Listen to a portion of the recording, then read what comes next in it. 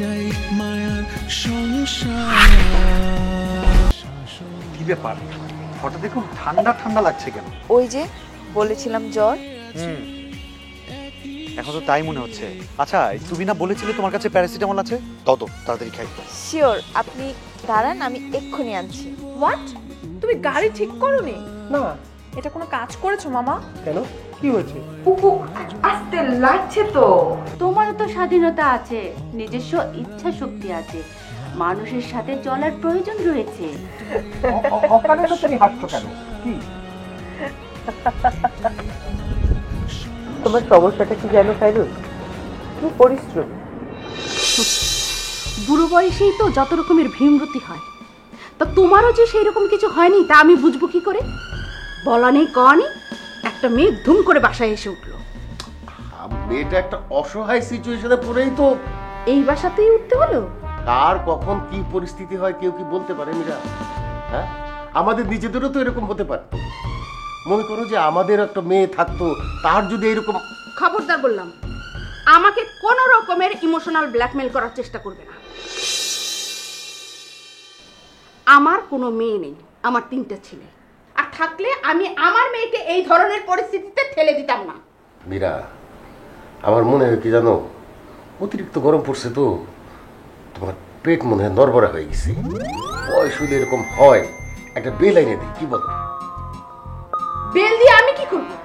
জরিকে একটু বলি বেল দিয়ে শরবত করে দিক।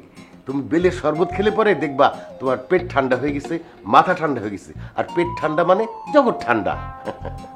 দেখো, আমার না পেট ঠান্ডা করতে হবে না, আমার মন ঠান্ডা করতে হবে। ওই মেয়েকে নিয়ে আমি কোনো ব্যাখ্যা খুঁজে পাচ্ছি না, সারাক্ষণ আমার মনে কুডাক দিচ্ছে। তুমি যত তাড়াতাড়ি সম্ভব ওই মেয়ের একটা সমাধান বের করো। ঠিক আছে ঠিক আছে, আমি দেখতেছি। তুমি মাথা গরম করো না, এমনিতেই তোমার হাই প্রেশার। আর এখন যদি তোমার কিছু একটা হয়ে যায়, আমি কাকে নিয়ে বাঁচবো বলো? আহারে, কি আমার ঢং, যত সব।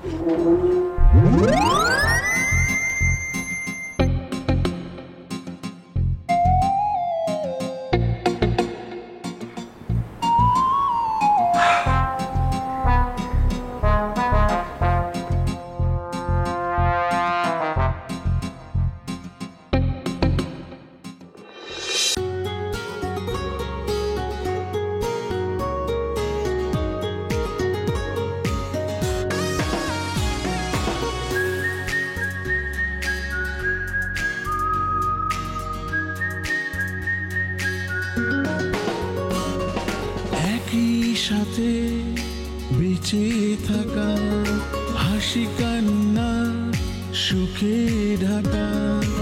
একই সাথে বেঁচে থাকা, হাসি কান্না সুখে ঢাকা।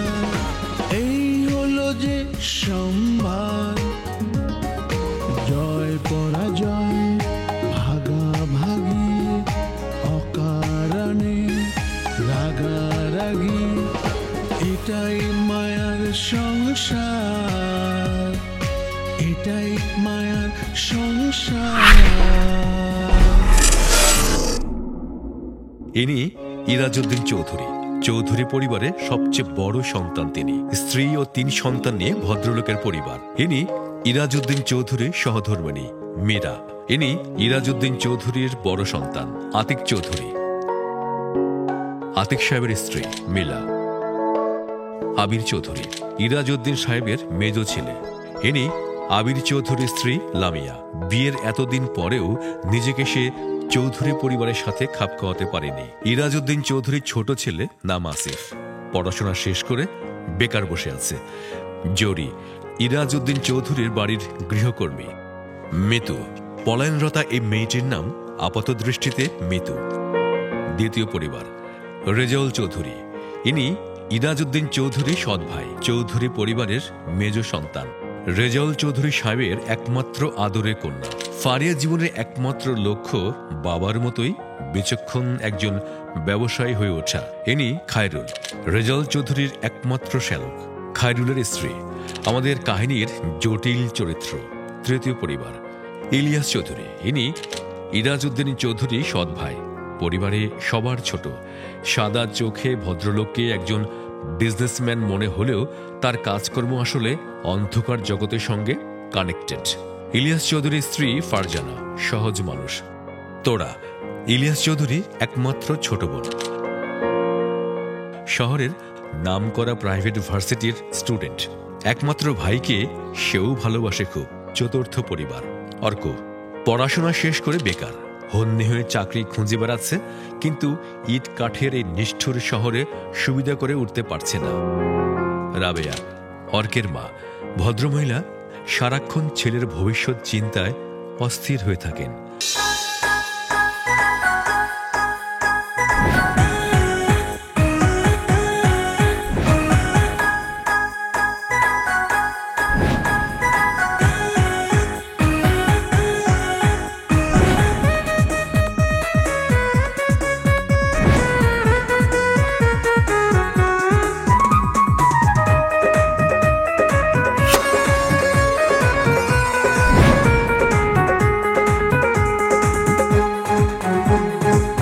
ম্যাডাম,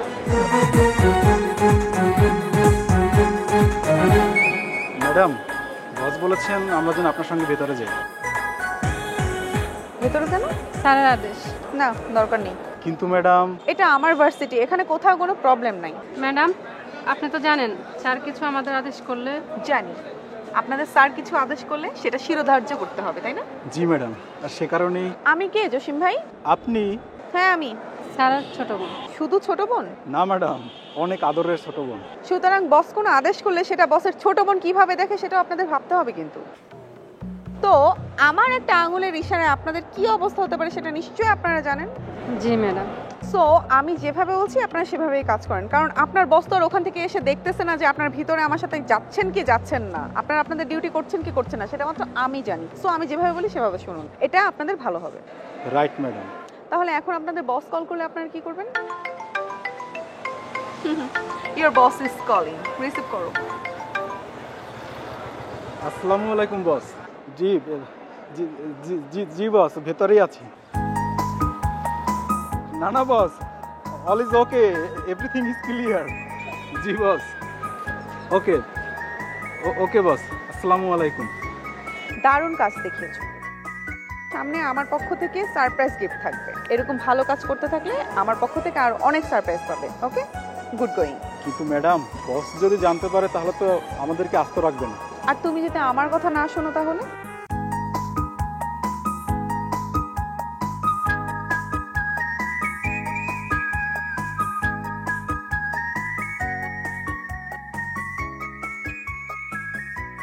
মা, মা, আজকে একটা ঘটনা ঘটেছে বুঝলে? ঘটনা? কি ঘটনা? এই ঘটনার সাথে তুমি নাটক বা সিনেমার একটা মিল খুঁজে পাবে। নাটক কিংবা সিনেমা? হুম। কি বলছিস আমি তো বুঝতে পারছি না, একটু খুলে পরিষ্কার করে বল।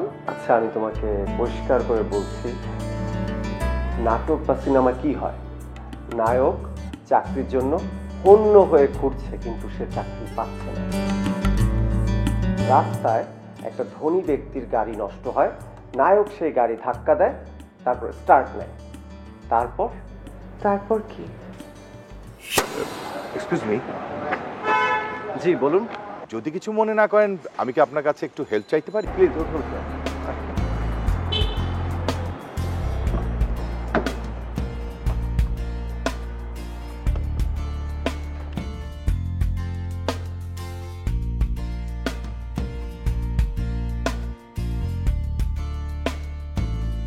ব্যাপারটা পুরাই সিনেমাটিক না? এত অবাক হওয়ার তো কিছু নেই। সিনেমা নাটকে তো বাস্তব ঘটনাই দেখানো হয়, তাই না? আচ্ছা, ভদ্রলোক যখন তোকে দেখা করতে বলেছে তুই একবার দেখা করে আয়। না। না মানে কি? না, এসব মানুষের সাথে দেখা না করাই ভালো। মা, তুমি তো জানো এসব ধনী মানুষদের না অনেক রকম চেহারা হয়, যে আমার ভালো লাগে না। পোকার মতো কথা বলবি না, তোর চাকরির দরকার, এই ধরনের মানুষের সাথে তো দেখা করতে হবে। মা, আমি যদি চাকরি না করে ব্যবসা করি তোমার কোনো আপত্তি আছে? ব্যবসা? কি ব্যবসা করবে? মুরগির ব্যবসা। কাউরান বাজারে এই লাইনে আমার কিছু পরিচিত লোক আছে, তারা যদি আমাকে হেল্প করে মা। একটা চড় মেরে দাঁতগুলো সব ফেলে দিব। আমার সাথে ফাজলামি করিস না। তোমার কাছে ফাজলামো মনে হতে পারে, কিন্তু আমি সিরিয়াস। আচ্ছা, তোমাকে ওই লোকটার কার্ড দেখাই। এই যে দেখো।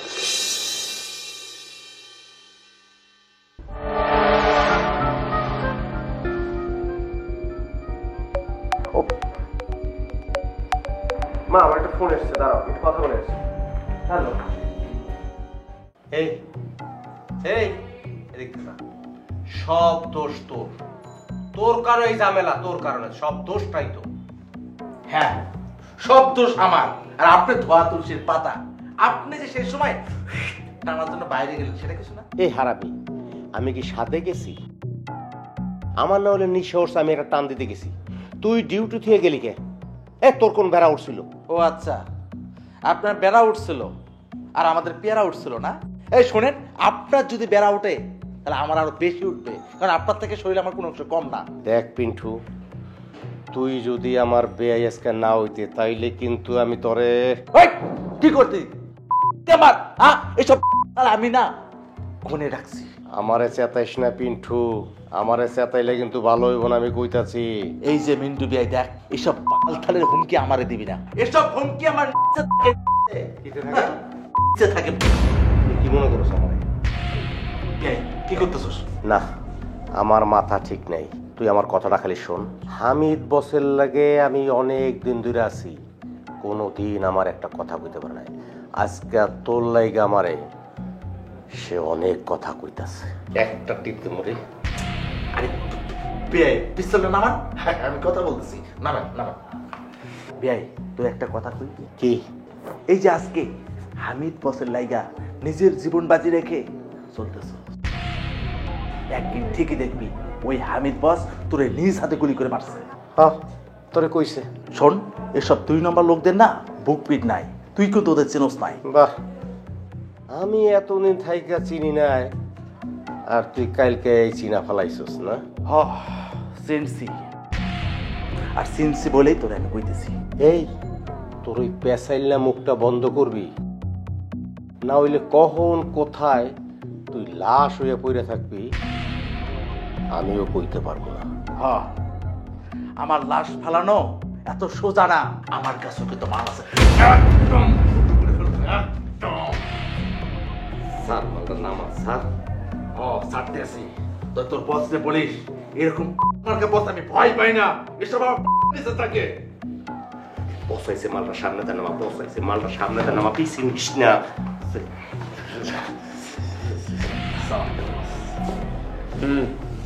এই কোনো খবর পাইছস? এখনো পাই না, তা পাই যা। বস, আমাদের যত জ্যাক আছে সব লাগাই দিছি, ভাবি যান বেশি দূরে যাইতে পারবো না। কথাটা তো নিজের মনে রাখলে ভালো হয়, বিশেষ করে তুই। জি বস, আমার মনে থাকবো। এক রাতের মধ্যে যে মাইটা কই গেল। আচ্ছা, এই সি ব্লক তো কাছেই, ওইদিকে একটু নজর রাখতো। জি বস, জি বস। যা, এখন যা। জি। বোকা মাইয়া, ভালোবাসা বুঝে না, ঘর ছেড়ে উড়াল দেয়। একবার যদি তোরে পাই তাইলে বুঝামু ভালোবাসা কানে কর। জরি, জি চাচা, তুই কি তোর চাচা জানকে দেখেছিস? সে কোথায়? তাকে তো দেখছি না। চাচারা তো দেখছি এই ঘরে যাইতে। ওই ঘরে মানে কোন ঘরে? আরে ওই যে মিতু আফার ঘর। মিতুর ঘরে? কেন? সে মিতুর ঘরে কি করছে? এইটা আমি কি করে রকম চাচি, চাচা জানের বন্ধুর মায়া, মনে হয় জরুরি কথা আছে এই জন্য গেছে। আর আপনি খাড়াই আছেন কেন? আপনিও যান। আমার তো খেয়ে দে কাজ নেই ওখানে যাওয়ার। আচ্ছা, তুই কোথায় গিয়েছিলি?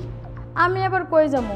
আপনি না কইছেন দোকানে যে লিস্টটা দিয়েইতে, এরা কইছে যে লিস্টটি গুছাই রাখবো, চাচা মিয়া যায় রাইতে নিয়ে এলি হইব।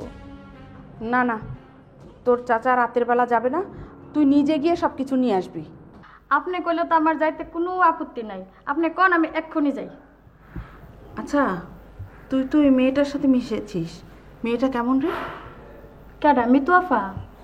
এত একবারে চাচি মাটির মানুষ, একবারে কোনো কথাই কয় না, আর পেটে বুম দিল তো কথা কই না। আর আমি জানি যারা বক বক কম করে না তারা অনেক ভালো মানুষ হয়। হয়েছে তোরা আর তো সার্টিফিকেট দিতে হবে না, আমি একটুখানি মিশলেই বুঝতে পারবো সে কেমন মানুষ। আপনিও যে মিশেন, আর হ্যাঁ তো বাড়ির গেস্ট, হ্যাঁ সাথে যদি আপনারা না মিশেন তাহলে ব্যাপারটা খারাপ দেখা যায় না চাচি? আমি আসলে সেটা ভাবছি না, ভাবছি অন্য কথা। কি ভাবতেছেন চাচি যা? একটা মেয়ে বলা নেই ক নেই হুট করে এখানে চলে এলো। তোর চাচাও তো কখনো এরকম করে না, কেউ এলে তো সে আগে থেকে আমাকে সব জানিয়ে রাখতো। চাচি আম্মা, এইটা নিয়ে না এত চিন্তার কোনো কারণ নাই। আর মনে হয় চাচাও জানে না যে হ্যাঁ এইভাবে আয়া পড়বো। আর শুনেন, আপনি যদি বেশি চিন্তা করেন তাইলে কিন্তু আপনি চিনি বাইরে যাবেন। কি? ওই যে ডায়াবেটিস। হয়েছে, আমাকে নিয়ে আর তোকে চিন্তা করতে হবে না, তুই তোর কাজ কর। হ্যাঁ, ইয়েস, আমরা হোটেলে মিট করছি। আরে বিষয়টা গোপন থাকবে, বুঝতে পারো না কেন? হ্যাঁ, আরে বিষয়টা যাতে গোপন থাকে তার জন্য তো এই ব্যবস্থা করছি। আরে বাবা, আমার পরিচিত হোটেল আছে, আমি এখনই ফোন করে দিচ্ছি, তুমি এটা নিয়ে কোনো চিন্তা করো না তো। জান, আমি জানি আমি জিতবো, আমরা ভালো থাকবো, দুজনে মিলে একসাথে আমরা খুবই ভালো থাকবো, তুমি কোনো চিন্তাই করো না। হ্যাঁ, আচ্ছা তুমি রেডি থাকো। হ্যাঁ, আমি সব কিছু ব্যবস্থা করে দিচ্ছি, তুমি এটা নিয়ে কোনো চিন্তাই করো না। আচ্ছা, হ্যাঁ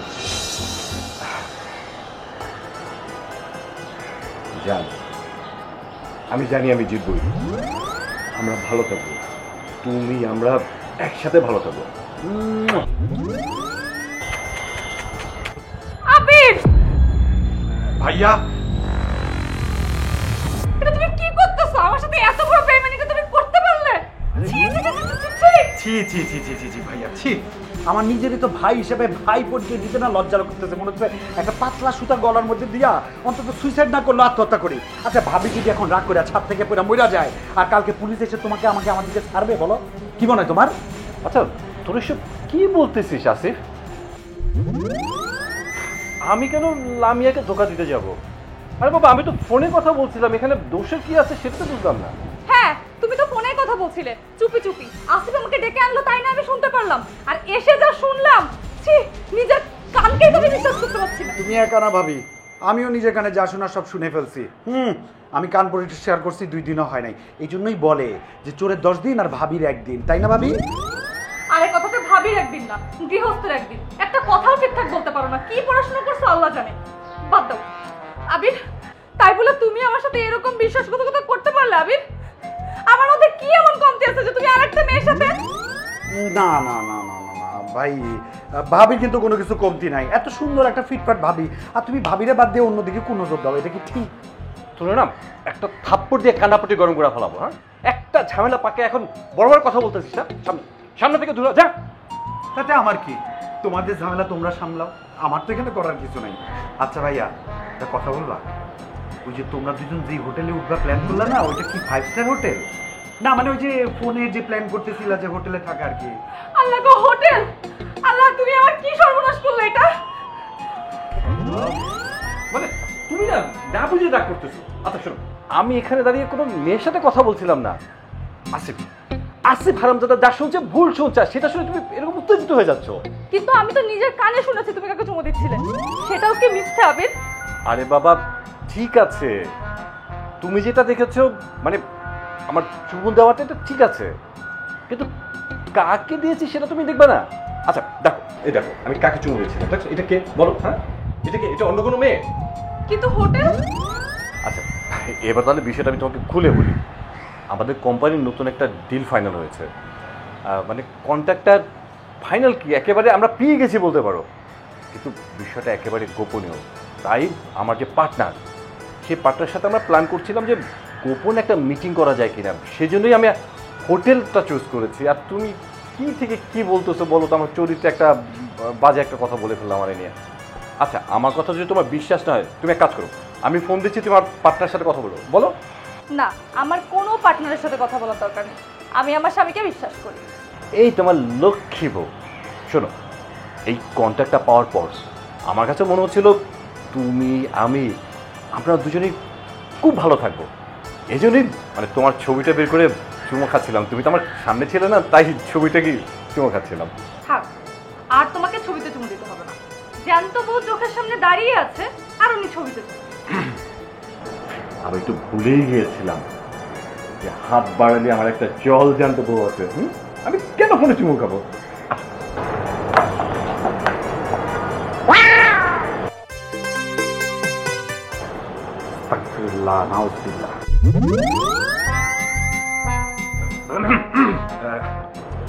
ঘর আছে, ঘরে যাও। ছাদের মধ্যে দিনে দুপুরে কি শুরু করছে?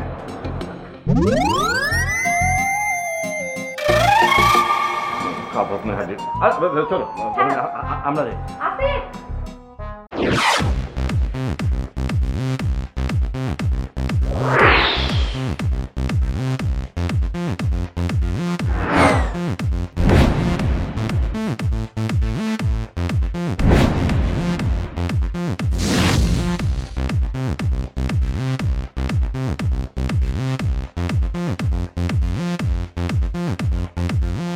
কিরে কি করিস?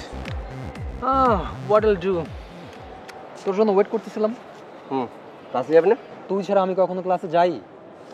আরে বেটা, গোটা ভার্সিটি জানে যে তুই আর আমি হরিহর আত্মা, দুইটা দেহ কিন্তু প্রাণ একটা। তা অবশ্যই ঠিক। দোস্ত একটা কথা, হ্যাঁ, এই পুরো ভার্সিটিতে তোর সব কিছু করার রাইটস আছে, বুঝলি? মানে আমি তোর সমস্ত আকাম কুকাম সব কিছুকে সাপোর্ট দিব। Very good. তুই হচ্ছিস আমার ফ্রেন্ড, আমার জিগরি দোস্ত। ওকে, তবে একটা ব্যাপার ছাড়া। একটা ব্যাপার? হ্যাঁ। এই তোর কথা তো আমি বুঝতে পারছি না, ক্লিয়ার করে বল। মেয়ে সংক্রান্ত ব্যাপার। Wait wait wait,